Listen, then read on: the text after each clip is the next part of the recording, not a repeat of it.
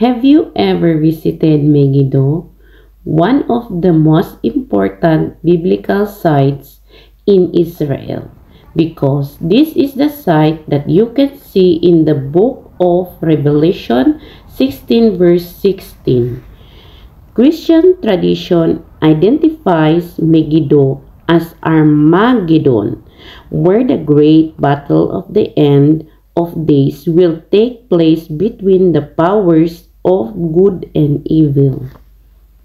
Now I am here to see in actual place of Megiddo.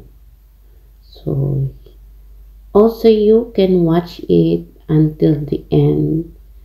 I am lucky because there is a trip in our church.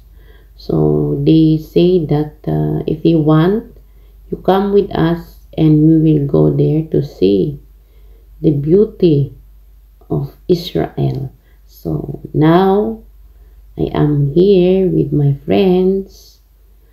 Watch it until the end of this video. And thank you so much for watching.